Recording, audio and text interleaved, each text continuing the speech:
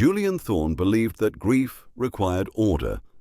In his glass mansion perched high above the Seattle gray, everything had a place. Every spoon was polished, every shadow was measured, and every door was locked, especially the double oak doors of the east wing. That room was a shrine to his late wife, frozen in time, strictly off-limits to everyone. Or so he thought. When Julian came home late one stormy Tuesday and saw a sliver of golden light spilling from that forbidden room, he didn't feel fear. He felt a cold, hard rage. He pushed the doors open and found the new nanny, Clara, sitting on the floor amidst a chaos of blankets, holding his twin sons. He didn't see comfort. He saw a violation. He fired her on the spot. He ignored the way his sons clung to her sleeves. He ignored the storm raging outside as he ordered her to leave. He thought he was restoring discipline to his broken home, but the next morning the house was too quiet. The twins didn't cry, they didn't fight, they simply stopped speaking. And as Julian stood in the pristine, empty kitchen, staring at two little boys who looked through him like he was made of glass, a terrifying thought took hold.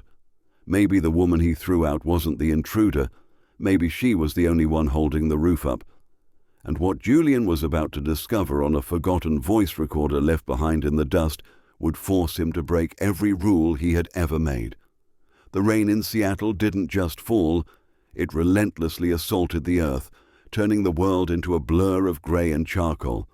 But inside the cabin of Julian's Audi, the chaos was muted, reduced to a rhythmic drumming against the reinforced glass.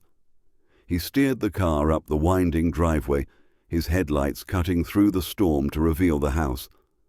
It sat perched on the edge of the cliff like a majestic, unfeeling monument, a structure of steel and floor-to-ceiling glass that Julian had designed himself.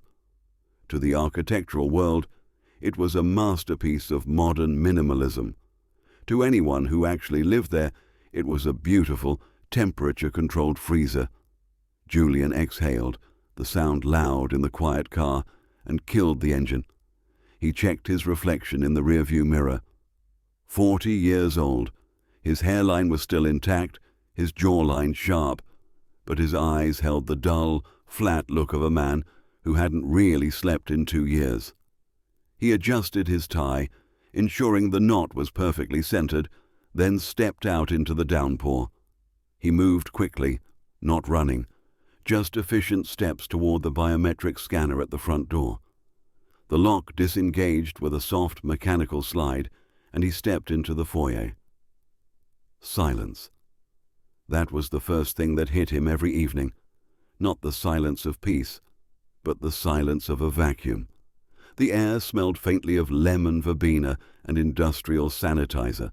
There were no shoes kicked off by the door, no backpacks thrown on the bench, no mail scattered on the console table. It was pristine. It was perfect. It was dead.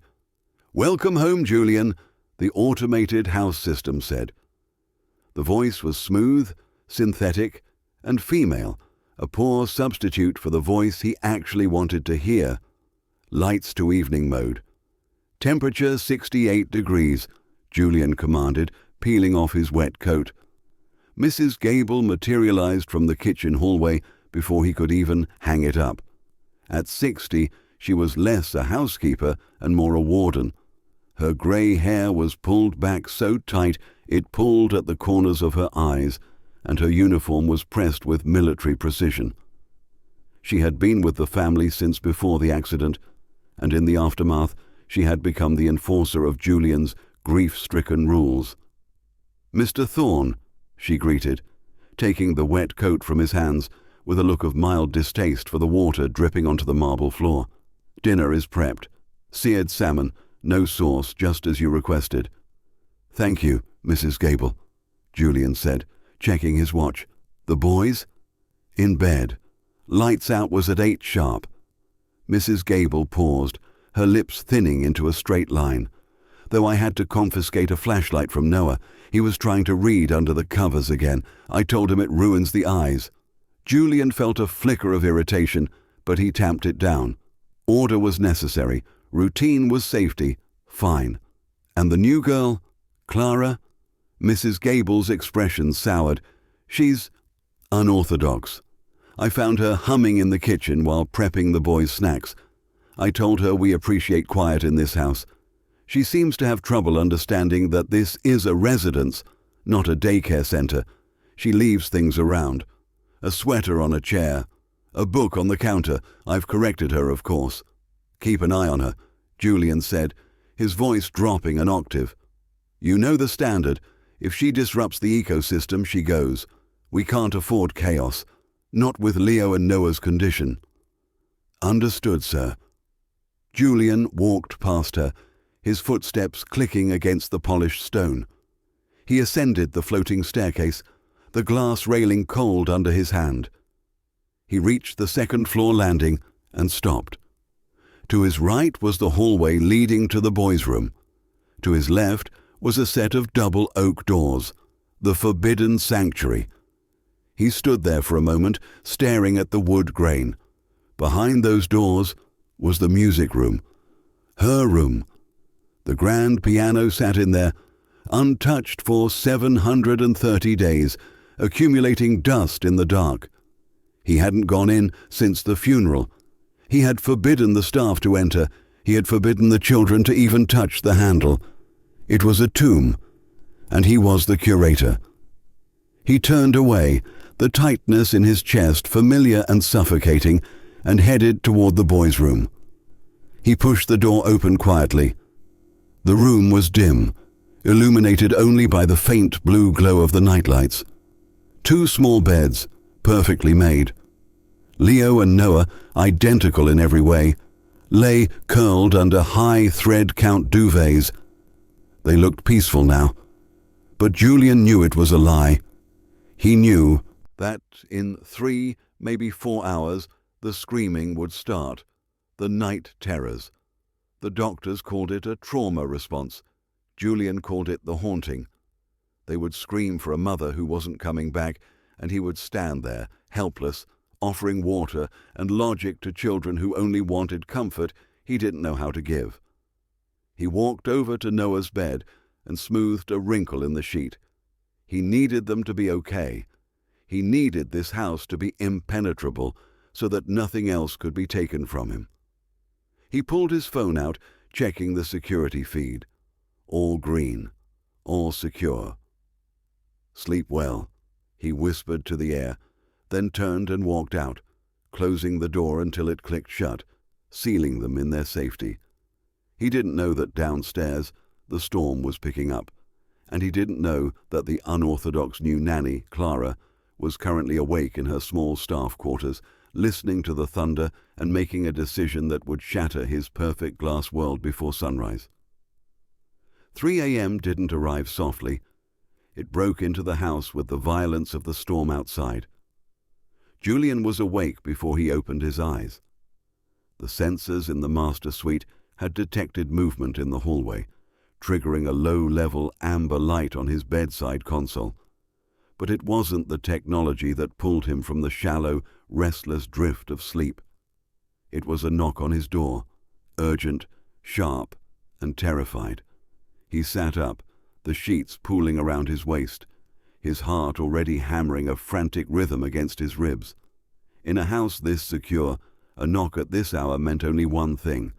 Something had gone wrong with the boys. He threw the covers aside and was at the door in seconds, wrenching it open. Mrs. Gable stood there. She wasn't wearing her pristine uniform now, but a heavy robe clutching tight at her throat. Her face, usually a mask of stony discipline, was flushed. But it wasn't fear Julian saw in her eyes. It was indignation, a tight, vibrating fury. "Mr. Thorne," she breathed, her voice trembling slightly, "I am sorry to wake you. Truly, but you need to come. Now." "Is it the boys?" Julian asked, stepping into the corridor, his bare feet cold against the floor. "Are they sick?" "It's her," Mrs. Gable hissed, pointing a shaking finger toward the east wing, toward the room. "I tried to tell her. I told her the rules were absolute. But she locked the door from the inside initially. She's in there." Julian stopped moving. The air in his lungs seemed to crystallize. He didn't need to ask which room. The layout of the hallway made it obvious. The corridor led to only one destination that mattered. The music room? His voice was a low growl, barely audible over the thunder rattling the windows. Mrs. Gable nodded, her lips pursed. "She took them in there, sir. The boys. She took them into the sanctuary." A red haze washed over Julian's vision. It was a physical sensation, a rush of heat that started at the base of his neck and flooded his brain. The sanctuary wasn't just a room. It was a mausoleum. It was where his wife's scent still lingered on the velvet curtains, where her sheet music still sat on the stand, frozen in time from the day she died. No one entered. That was the pact he had made with his grief. He didn't say another word to Mrs. Gable.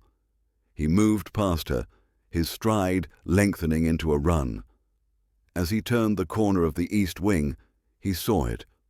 The double oak doors, usually shut tight and imposing, were cracked open. A slice of light spilled out onto the dark hallway runner, but it wasn't the harsh, clinical white light of the house's smart system. It was soft, golden, warm. It looked alien in his cold, grey home. Julian reached the door, his hand hovering over the brass handle. His palm was sweating. He expected to hear chaos, the screaming of a night terror, the sound of things breaking. Instead, he heard a sound that froze him in place. It was a hum, a low, melodic vibration, and then a soft, rhythmic thumping, like a heartbeat. He pushed the door open. The sight that greeted him defied every rule of architecture and order he had spent 2 years enforcing. The room was unrecognizable. The heavy velvet drapes, which usually kept the room in perpetual twilight, had been pulled slightly aside to let the flashes of lightning illuminate the space. But the center of the room was the true violation. The grand piano, his wife's Steinway, was no longer a lonely island in the center of the floor. It had become the structural support for a fortress. Sheets, expensive Egyptian cotton sheets that belonged in the guest suites, were draped over the piano lid, cascading down to the floor to create a makeshift tent. Cushions from the pristine sofas were scattered underneath, forming a soft, chaotic nest. And there, in the center of that nest, was the source of the breach. Clara sat cross-legged on the floor, her back resting against the carved mahogany leg of the piano. She wasn't wearing her uniform. She was in a faded, oversized t-shirt and pajama pants. Her hair was a mess of curls, escaping whatever ties she had used to bind them. Pressed against her were Leo and Noah. They weren't screaming. They weren't thrashing in the grip of a terror. They were clinging to her. Leo had his face buried in the crook of her neck, his small hands gripping the fabric of her shirt so tightly his knuckles were white. Noah was curled in her lap, his thumb in his mouth, a habit Julian thought he had broken a year ago. Clara was rocking them, back and forth, a slow, hypnotic pendulum motion. Her hand rubbed Leo's back in circles, while her other hand stroked Noah's hair. "Shh," she whispered, the sound cutting through the silence of the room. "The thunder is just the sky drumming, that's all. Just a big drum." She wasn't just breaking a rule. She was rewriting the atmosphere of the house. Julian felt like an intruder in his own home. He felt the cold draft from the hallway hitting, his back contrasting with the visible warmth inside that tent. For a split second, a traitorous part of his brain registered how peaceful the boys looked, how the terror that usually plagued their nights had been absorbed by this woman's presence. Then his eyes drifted up. On top of the piano, the dust cover had been removed. A framed photograph of his wife, which usually faced the wall in the corner, had been moved. It was now facing the tent, as if watching over them. That was the spark that ignited the explosion. The violation was total. She hadn't just entered the room, she had disturbed the shrine. She had dragged the mess of life into the place reserved for the perfection of death. "What do you think you are doing?" Julian's voice wasn't loud, but it carried the weight of a collapsing building. Clara's head snapped up. Her eyes went wide, reflecting the golden light of the floor lamp she had dragged over. She didn't let go of the boys. In fact, her grip tightened instinctively, pulling them closer to her body as if to shield them from the man standing in the doorway. "Mr. Thorne," she whispered, her voice cracking. "They were screaming. I couldn't wake you. The storm terrified them." "Get up," Julian said. He stepped into the room, his bare feet sinking into the plush carpet. "Get away from them." "Sir, please, they just fell asleep," Clara pleaded, her voice low and desperate. "If you move them now." "I said get up." The command tore from his throat, louder this time, echoing off the high ceilings. The spell broke. Leo jolted awake, letting out a confused, high-pitched cry. Noah scrambled backward, eyes wide and terrified, looking from his father to the nanny. Mrs. Gable appeared in the doorway behind Julian, a look of grim satisfaction on her face as she surveyed the scene. "You see?" she murmured. "I told you. She has no respect for boundaries." Julian ignored the housekeeper. He stared at Clara, who was now scrambling to her feet, her hands hovering helplessly near the boys as they began to cry. Real, awake tears, not the phantom tears of a nightmare. "You are fired," Julian said, the words tasting like ash in his mouth. "Pack your things. Tonight." Clara stood tall then. She was small compared to him, fragile-looking in her oversized clothes, but she didn't flinch. She looked at the crying boys, then at Julian. Her eyes were wet, but not with fear, with pity. "You're making a mistake," she said, her voice shaking but clear. "They don't need a shrine, Julian. They need a father who isn't afraid to enter one." The use of his first name was the final insult. Julian pointed to the door. "Get out, before I have security drag you out." Clara looked at him for one long, agonizing second. Then she looked down at the boys, who were reaching for her. She whispered something to them, too quiet for Julian to hear, and walked past him. As she crossed the threshold, the warmth seemed to leave the room with her, leaving Julian standing alone in the center of his perfect, broken sanctuary, with two weeping children and the ghost of a woman he couldn't let go. The front door didn't slam. In a house worth $5 million, doors don't slam. They seal.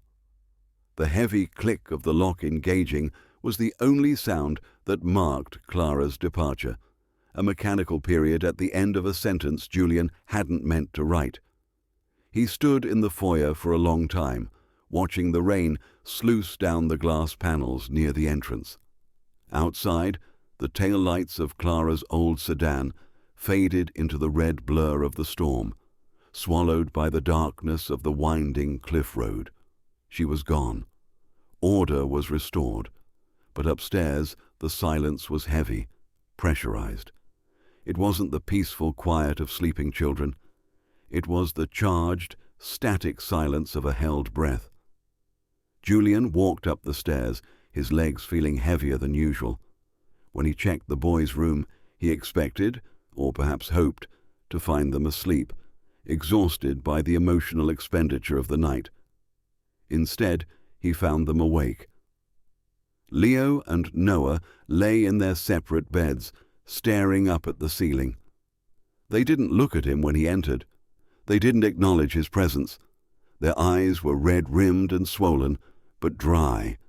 When Julian stepped closer to tuck the duvet around Noah's shoulders, the boy flinched. It was a small movement, a microscopic recoil, but to Julian it felt like a slap. He withdrew his hand. "Go to sleep," he said, his voice lacking its usual authority. "We'll talk in the morning." They didn't answer. They just turned their backs to him in unison, staring at the blank walls. Morning arrived with the color of bruised steel.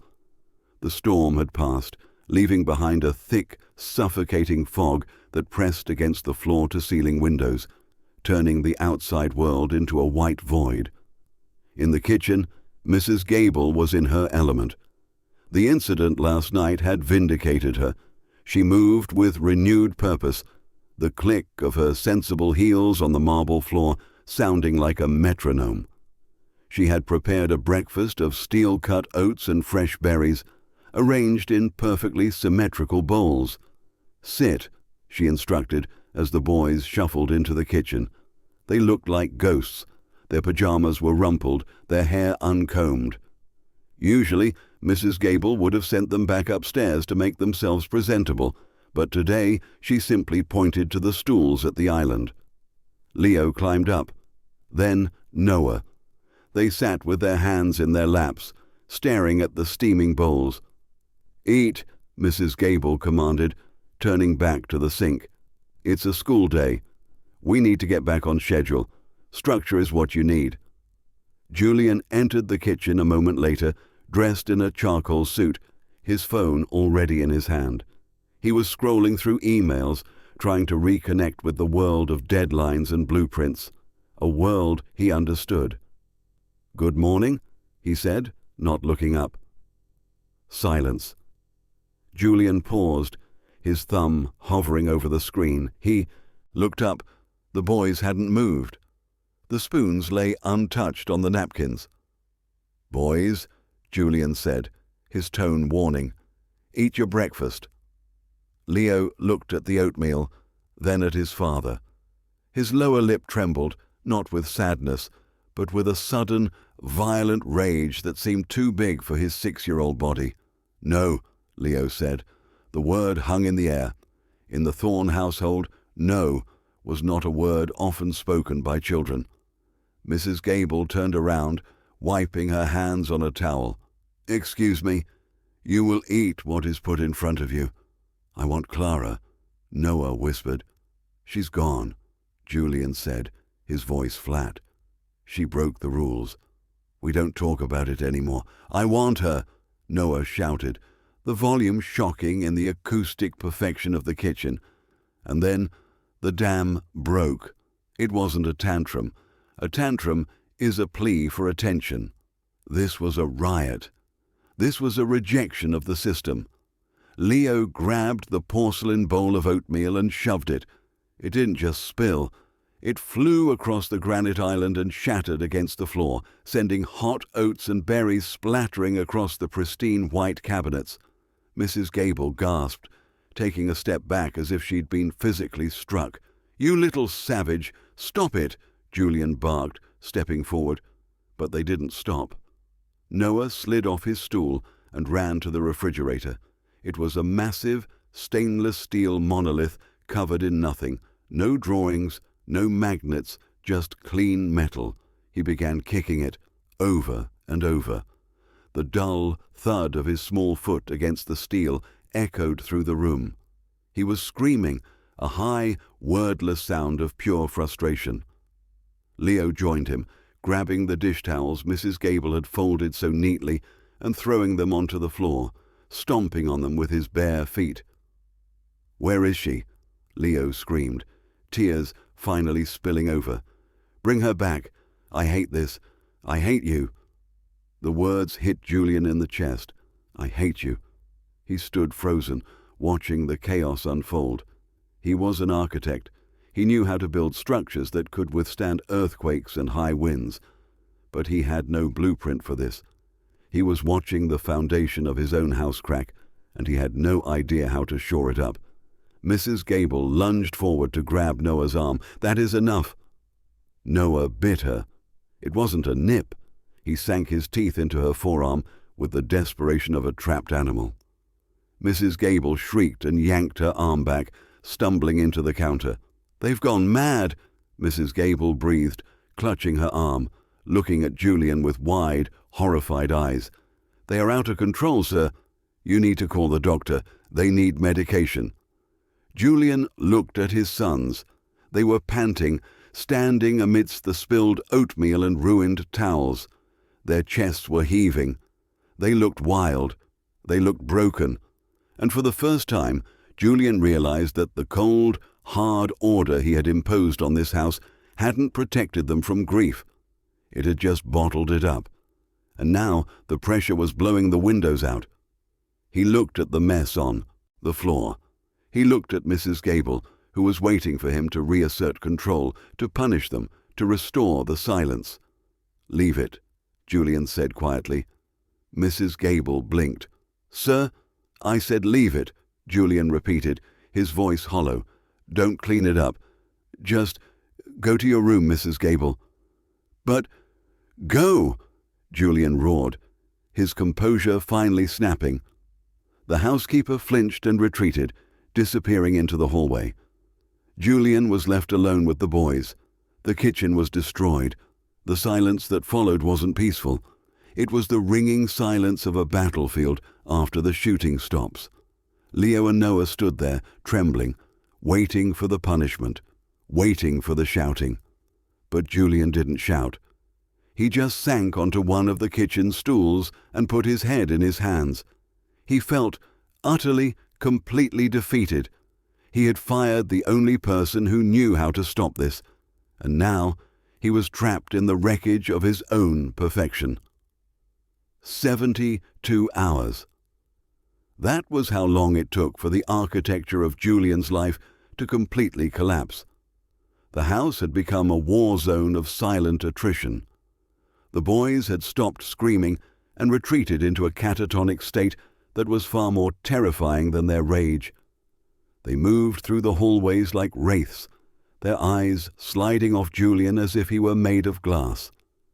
They ate nothing but dry crackers. They slept only when exhaustion dragged them under. Julian was ghosting his own firm. He sat in his study, staring at blueprints for a skyscraper in Dubai, but the lines blurred into nonsense. The silence in the house was no longer empty. It was accusing. On the third evening, the suffocation became too much. The air conditioning hummed its constant, sterile note, driving a spike of tension into the base of his skull. He needed to escape, but he couldn't leave. He found himself standing before the double oak doors of the East Wing, the forbidden sanctuary. He hadn't stepped foot inside since the night he threw Clara out.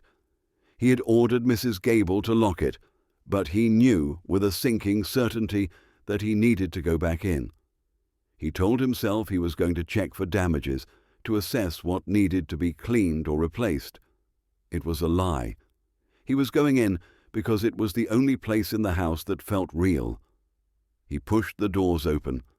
The air inside was stale, suspended in time, smelling faintly of old sheet music and the lavender polish his wife used to favor. Mrs. Gable hadn't touched it. She was too terrified of his wrath to enter, so the crime scene remained exactly as it had been. The expensive cushions were still scattered on the floor. The heavy velvet drapes were still partially drawn back, and the piano. Julian walked toward the Steinway. It looked like a shipwreck in the dim light. He reached out, his fingers hovering over the keys. He expected to feel anger. He expected to feel the familiar surge of protective grief, but he felt nothing but a hollow ache. His gaze drifted to the music rack. And then he saw it. It was wedged between the music stand and the piano lid, half hidden by a stack of Chopin nocturnes. A phone, not one of the sleek, latest model devices he provided for his staff. This was old, the screen webbed with cracks, the case worn at the corners. Clara's phone. She must have left it behind in the chaos of her eviction. Julian picked it up. The battery was critically low, the icon blinking red. He didn't know the passcode, but the screen wasn't locked. It was open to the voice memo app. There was one recording, dated the night of the storm. The file name was simply For the Boys. Julian's thumb hovered over the play button. He stood alone in the dark room, the silence pressing against his eardrums. He shouldn't listen. It was an invasion of privacy. It was irrelevant. She was gone. He pressed play. The audio was grainy, filled with the static hiss of a cheap microphone. Crack! The sound of recorded thunder boomed from the tiny speaker, tinny and small. Then a whimper. It was Noah. Julian knew that specific pitch of fear. "It's going to get us," Noah's voice whispered on the recording, trembling. "The monster is outside." Then a rustling sound. Fabric moving. "No monster," Clara's voice came through.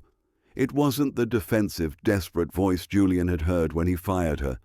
It was low, steady, and anchored in a calm so deep it seemed to lower the temperature of the room.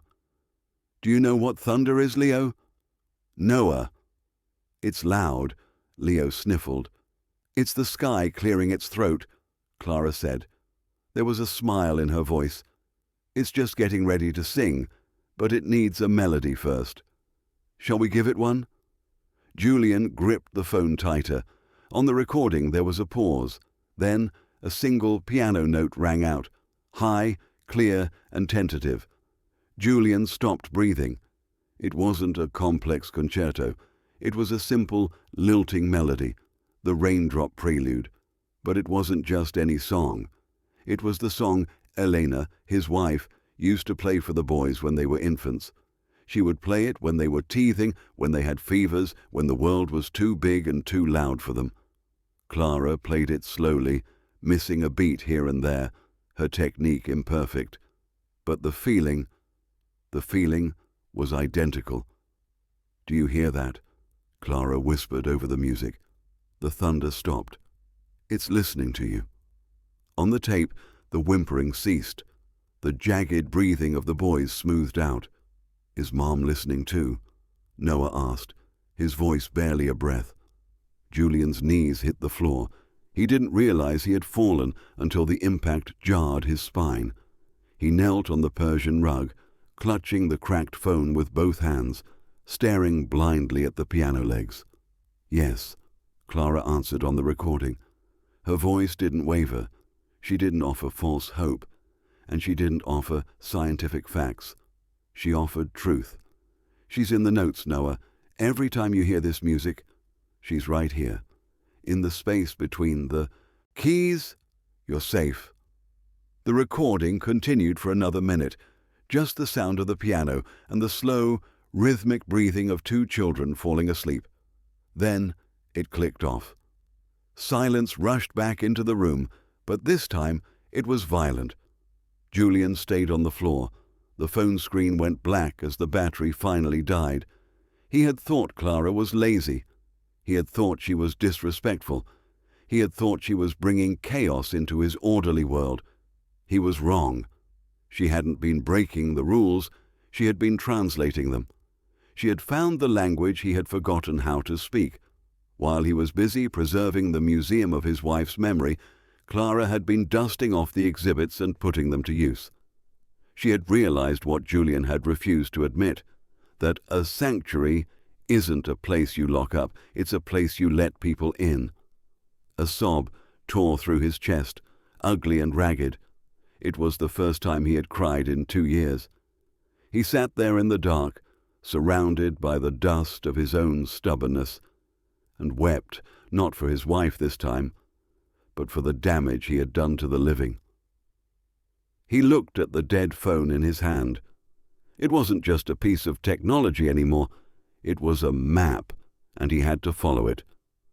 The GPS in Julian's Audi guided him away from the cliffside estates, down through the winding arterials of the city, and into a neighborhood where the streetlights hummed with an erratic yellow buzz. Rain slicked the pavement, turning the potholes into dark, shimmering mirrors. Julian gripped the steering wheel tight, his knuckles white against the leather. He felt like a diver descending too deep, the pressure building against the windows of his car.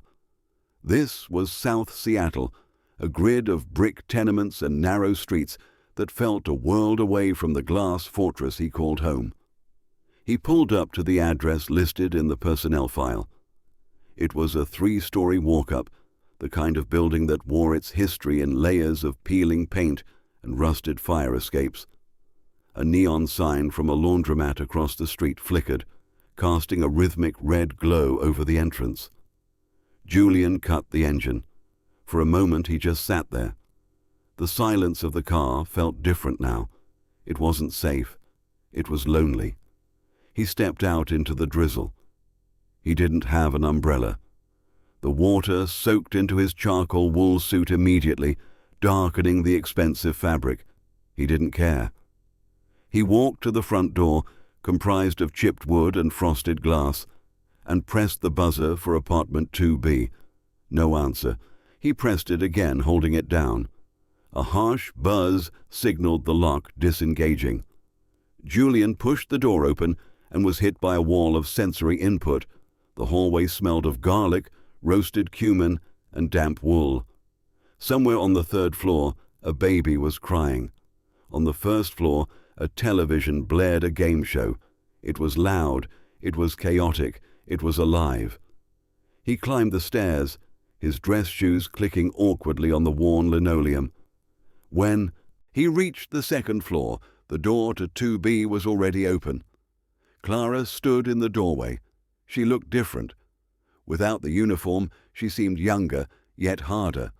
She wore a loose grey sweater with frayed cuffs and jeans that had seen better days. Her hair was pulled back in a messy bun, strands escaping to frame a face that held no welcome. Behind her, the apartment was a riot of activity.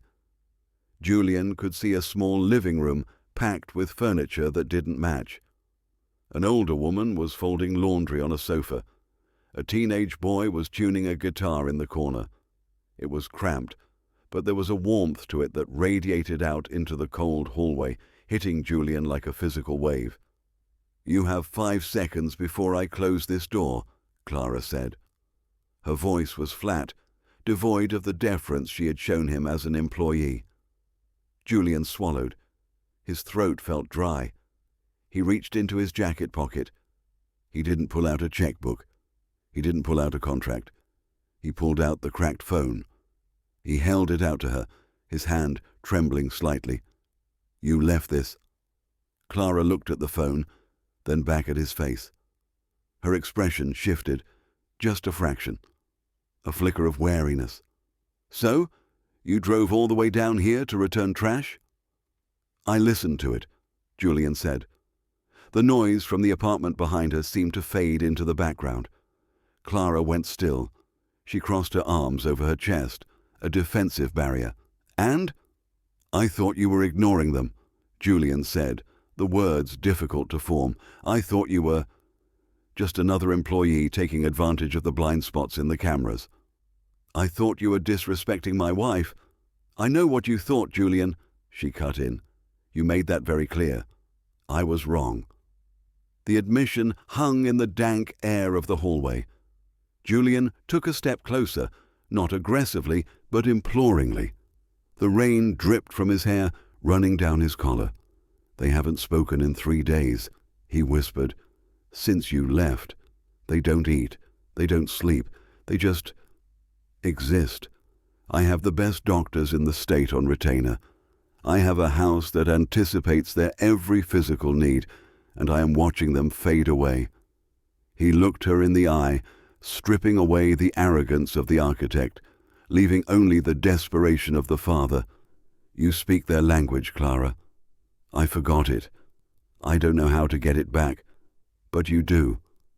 Clara looked at him, searching his face for any sign of the tyrant she had met that night. She saw the dark circles under his eyes. She saw the wet, ruined suit. She saw the defeat. "I can't work for you, Julian," she said softly. "Not in that museum.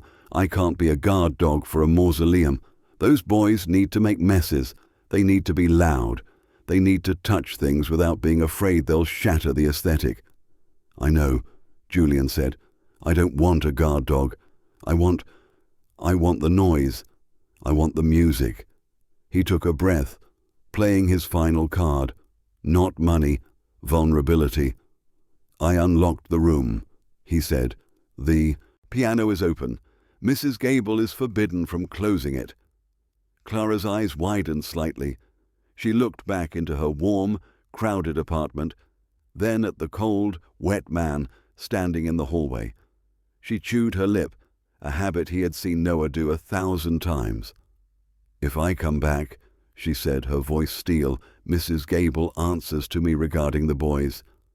No more silence rules, no more evening mode lighting when they want to build forts. And if they want to play the piano, they play the piano, even if they scratch it." Julian didn't hesitate. The image of the pristine, silent Steinway flashed in his mind, followed by the image of his son's blank, haunted faces. "Scratch it," Julian said. "Burn it. I don't care. Just bring them back to me." Clara studied him for a long moment. Then she let out a sigh that seemed to deflate the tension in her shoulders. She reached out and took the cracked phone from his hand. Their fingers brushed, his cold and wet, hers warm and rough. "Wait here," she said. "I need to get my coat." As she turned back into the warmth of her home, Julian leaned against the peeling wallpaper of the hallway and exhaled. It was the first full breath he had taken in days. The return journey was silent, but the quality of the silence had changed. It was no longer the vacuum of an empty house. It was the quiet of a deep breath before a plunge. When the Audi pulled up the driveway, the rain had reduced to a fine mist, hanging like a veil over the steel and glass structure. Julian didn't wait for the automated system to unlock the doors. He stepped out, holding his coat open to shield Clara as they ran toward the porch. For the first time, he didn't wipe his shoes on the mat. He just walked in, tracking mud onto the white marble. Mrs. Gable was waiting in the foyer, her posture rigid, her hands clasped tightly in front of her apron. She took one look at Clara, wet, disheveled and wearing sneakers, and her face tightened into a mask of incredulity. "Mr. Thorne," she began, her voice pitching up, "I was not informed that she would be returning. The agency has already sent over profiles for replacements, women with proper credentials." Julian stopped. He looked at the housekeeper, a woman who had spent 2 years helping him build a fortress of ice around his family. He realized now that she wasn't the villain. She was just a mirror of his own grief, frozen in time. "Throw the profiles away, Mrs. Gable," Julian said. His voice was calm, stripped of the barking command he usually used. "But sir, the protocols." "The protocols are done," Julian interrupted softly. He turned to Clara. "Go to them." Clara didn't hesitate. She didn't look at Mrs. Gable with triumph or malice. She simply bypassed the housekeeper and headed for the stairs, her sneakers squeaking faintly on the floor. Julian followed, but he didn't go to the boys' bedroom. He went to the east wing. The double doors were still open from his visit earlier that day. The room was dark, save for the ambient light of the city filtering through the sheer curtains. He walked to the piano. The dust cover lay on the floor where he had dropped it. The instrument gleamed in the semi-darkness, a sleeping beast waiting to be woken. He sat down on the bench. The leather was cold. He placed his hands on his knees, staring at the black and white keys. His fingers felt stiff, foreign. He hadn't played since the week before Elena died. He heard soft footsteps behind him. Clara. She didn't say anything. She just walked over and sat on the edge of the bench beside him.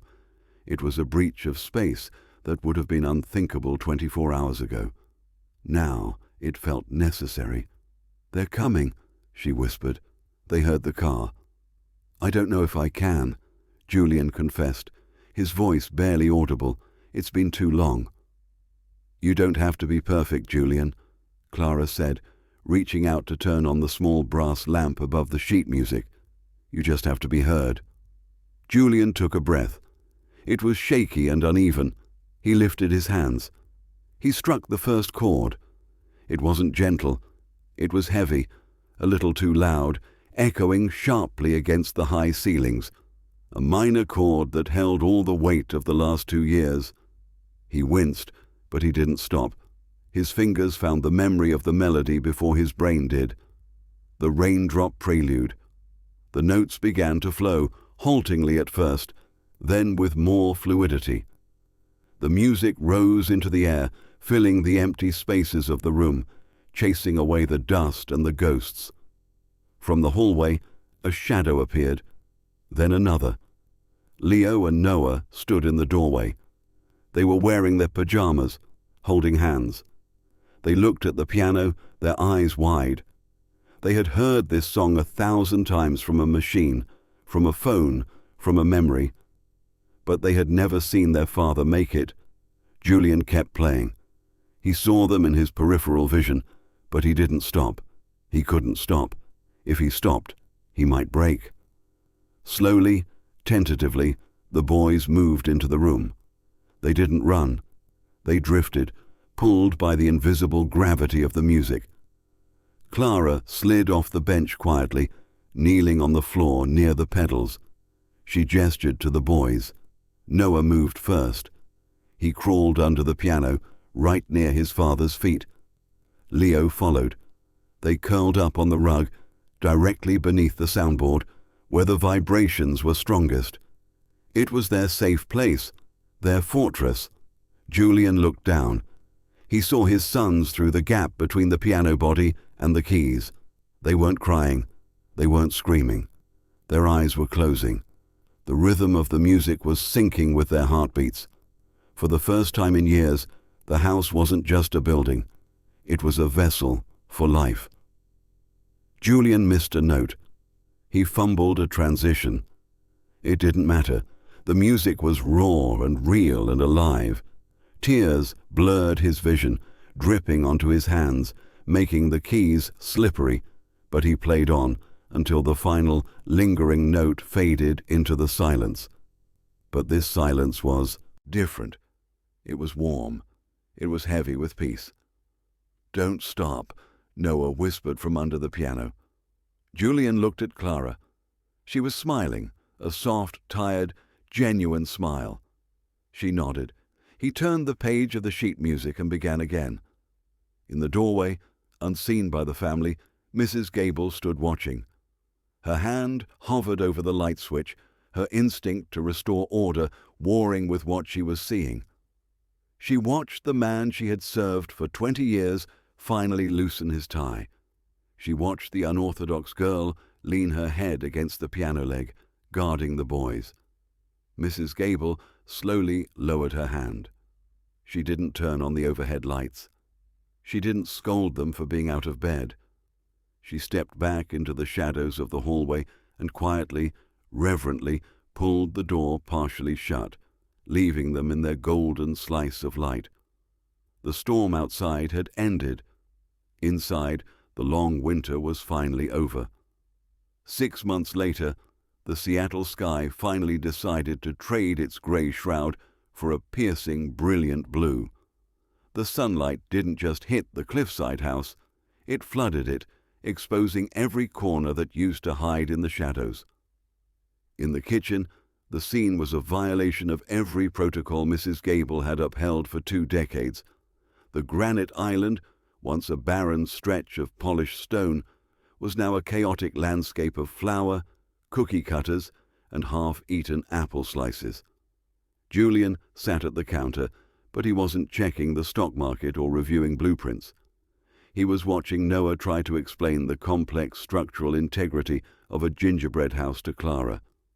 "You need more frosting on the foundation," Noah insisted seriously, wielding a piping bag like a caulking gun, "or the roof will collapse like the shed did in the story."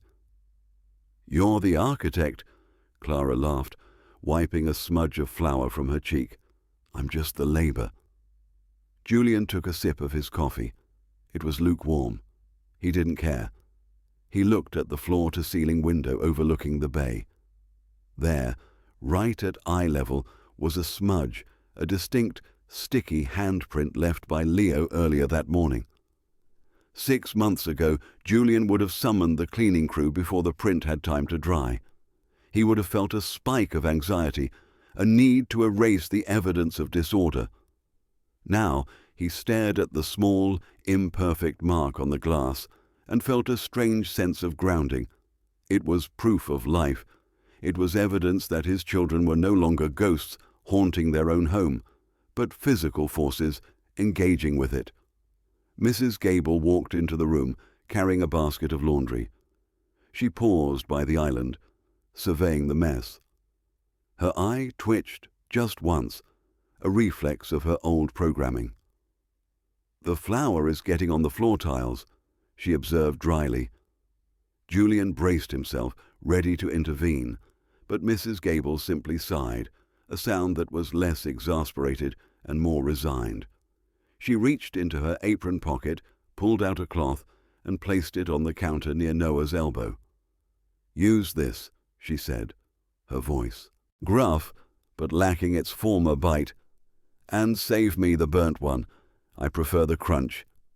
Noah looked up and beamed. "Okay, Mrs. Gable."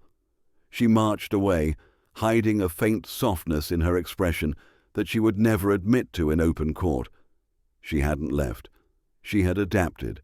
It turned out that even an old warden could learn to enjoy the sound of inmates breaking out of prison, provided they saved her a cookie.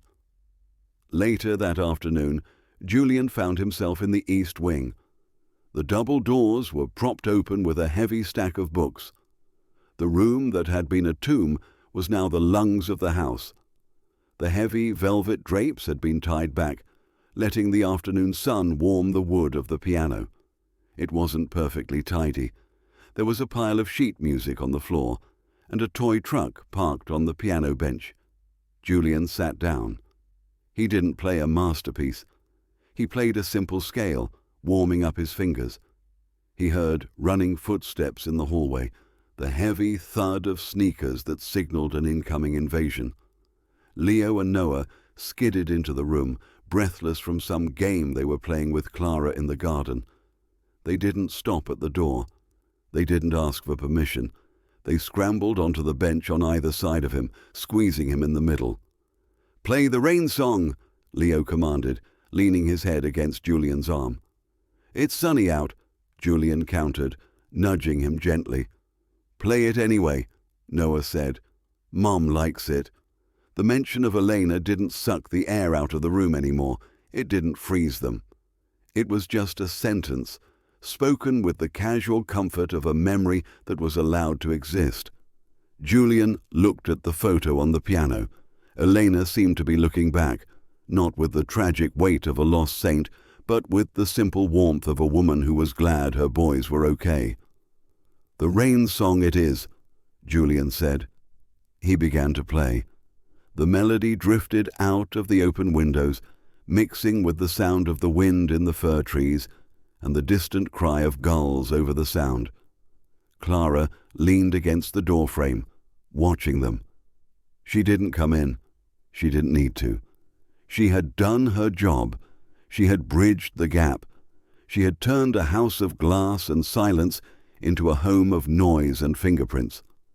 Julian caught her eye over the top of the piano. He nodded, a small, silent gesture of gratitude that carried more weight than any check he could ever write.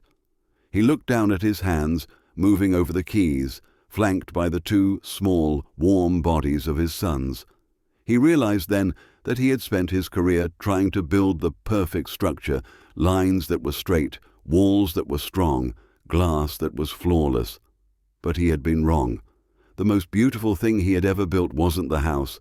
It was this moment, messy, loud, imperfect, and completely unbreakable. The night settled over the house, but it was no longer the heavy, suffocating darkness of a tomb.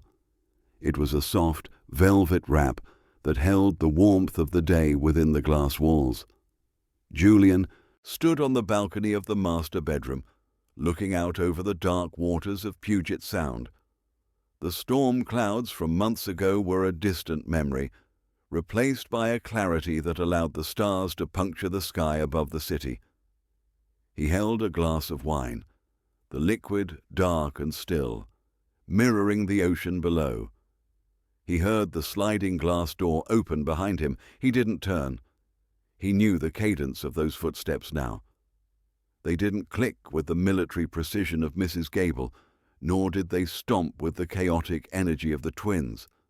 They were soft, rhythmic, and steady. Clara stepped up beside him, leaning her elbows on the railing. The wind caught a loose strand of her hair, blowing it across her face. She didn't push it away immediately. She just breathed in the night air, looking out at the horizon. "They're out," she said softly. Noah tried to fight it. "He wanted to wait up to ask you about the suspension bridge design on the blueprints in your study, but the sleep won." Julian smiled, a genuine expression that reached the corners of his eyes. "He has an eye for structure, maybe too much." "He gets it from his father," Clara noted. She turned her head slightly to look at him, though his father is learning that structure isn't everything. Julian swirled the wine in his glass. He thought about the man he had been when Clara first arrived, a man obsessed with lines, boundaries, and the illusion of control. He had built this house to be a fortress against pain, believing that if he kept the walls thick enough and the air sterile enough, loss couldn't find him again. He had been wrong. Loss was already inside. It was love that had been locked out. "I used to hate this view," Julian admitted, his voice low. "It felt vast, empty. It reminded me of everything that was missing." "And now?" Clara asked. Julian looked back into the house. Through the glass, he could see the warm glow of the lamp in the hallway. He could see the shadow of the piano in the east wing, its lid open, sheet music, ready for the next day. He imagined Mrs. Gable downstairs, likely enjoying the burnt gingerbread cookie she pretended to despise. "Now," Julian said, "it just looks like room to grow." He turned to face Clara completely. In the dim light, she didn't look like an employee, or a savior, or a replacement. She looked like the anchor that had stopped his family from drifting out to sea. "Thank you," he said. It was a simple phrase, insufficient for the magnitude of what she had done, but it was all he had. Clara shook her head. "I didn't do anything, Julian. I just turned the lights on. You were the one who had to be brave enough to look at what was in the room." She reached out and placed her hand over his on the railing. It was a grounding touch, warm and real against the cool metal. They stood there for a long moment, suspended in the comfortable silence of two people who had weathered a storm together and come out on the other side, battered but standing. "Play for us." "Tomorrow?" she asked, pulling back. "Every day," Julian promised. Clara smiled, squeezed his hand once, and turned to go back inside. "Good night, Julian." "Good night, Clara." He watched her walk away, her silhouette disappearing into the warmth of the house. Julian stayed on the balcony for one last minute.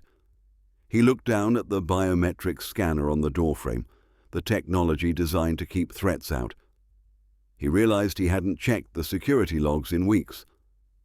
He finished his wine and stepped inside, sliding the glass door shut. But he didn't lock it. Not yet. He walked down the hallway, past the rooms filled with the sleeping breath of his sons, past the imperfect, messy kitchen, and toward his own room. The house was still made of glass and steel, but the echo was gone. The silence was no longer empty. It was full. It was the pause between notes in a symphony that was just beginning. And for the first time in 2 years, Julian Thorne slept without dreaming of the rain. Julian spent 2 years trying to build a fortress to keep the pain out, only to realize that he was just locking the love out too. Sometimes, the most healing thing we can do is let go of perfect and just let things be a little messy. I'd love to hear from you down in the comments. Have you ever had a Clara in your life?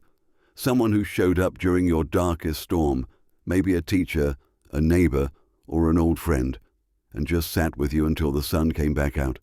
Share your story below. I read through them, and your memories really bring this community to life. If this story warmed your heart today, please consider hitting that subscribe button. We have so many more stories coming up about the unlikely connections that save us, and trust me, you won't want to miss the next one. Until then, take care of each other.